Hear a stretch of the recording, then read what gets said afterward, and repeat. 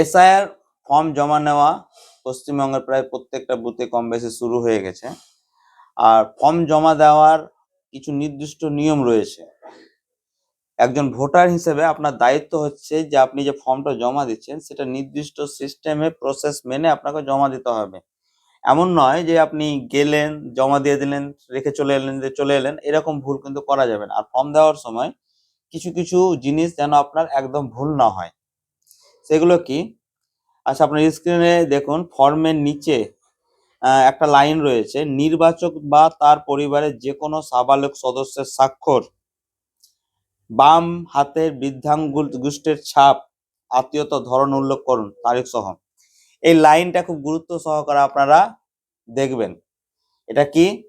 এই যে ফর্মটা আপনি জমা দিচ্ছেন সেই ফর্মে, ধরুন আপনার ফর্ম আপনি জমা দিচ্ছেন, তাহলে আপনি ফর্মের নিচে নিজের সইটা করবেন এবং পাশের তারিখটা, কত তারিখে জমা দিচ্ছেন সেই তারিখটা অবশ্যই উল্লেখ করবেন। ঠিক আছে?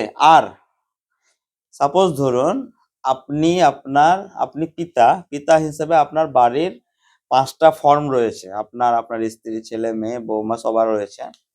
এবার একজন ব্যক্তি, আপনারা ভাবছেন যে একজন ব্যক্তি সবার ফর্ম জমা দিচ্ছেন, তাহলে কি করতে হবে? আপনি একজন যখন 5 জনের ফর্মে সই করছেন, ধরুন আপনার ছেলে মেয়ে এখন কলকাতা বাইরে কাজে গিয়েছে, কর্মসূত্রে কাজে রয়েছে, তারা এখন সরাসরি আসতে পারছে না, অনলাইনেও ফিল আপ করতে পারবে না, তাদের ফর্মটা আপনি ফিল আপ করে জমা দিচ্ছেন। এবার যখন তাদের ফর্মটা আপনি ফিল আপ করে জমা দিচ্ছেন, তাহলে তাদের ফর্মে কে সই করছে? আপনি সই করছেন। এবার যখন আপনি সই করছেন বা টিপ দিচ্ছেন তাদের ফর্মের, তখন আপনাকে যার ফর্মে আপনি সই করছেন তার সঙ্গে আপনার কি সম্পর্ক, সেটা ওই নিচে সই করার পাশে আপনাকে লিখতে হবে। বুঝতে পারলেন? সেটা আবার বলছি আপনাকে। ধরুন আপনার নাম বেলাল শেখ, আপনার বেটার নাম রাহুল শেখ। এবার আপনি বেলাল শেখ আপনার ছেলে রাহুল শেখের ফর্মটা নিয়েছেন, এই এসআইআর এর ফর্মটা, এবং আপনি বেলাল শেখ সে রাহুল শেখের ফর্মটা জমা দিচ্ছেন। তাহলে ফর্মের নিচে যেখানে সই করার এই যে লাইনটা রয়েছে, এইখানে কি করবেন?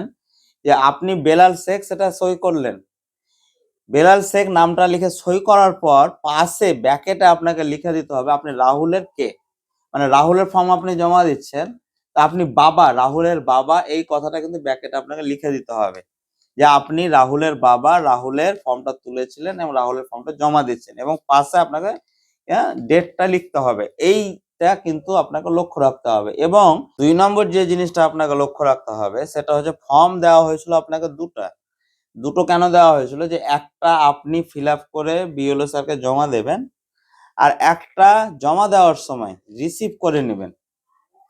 সেই যেটা রিসিভ করে নিচ্ছেন আপনি, সেই ফর্মে আপনি বিএলও স্যারের সিগনেচারটা অবশ্যই করিয়ে নেবেন।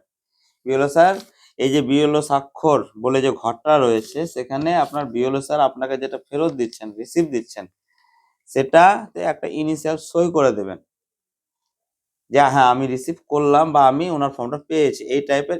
এই 2-3টা জিনিস কিন্তু খুব লক্ষ্য রাখবেন।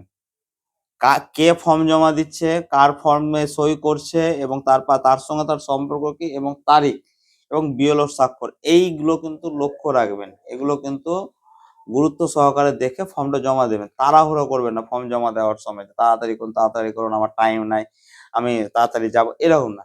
ধীরে সুস্থে ঠান্ডা মাথায় ফর্মগুলো জমা দেবেন, এই জিনিসগুলো লক্ষ্য রেখে।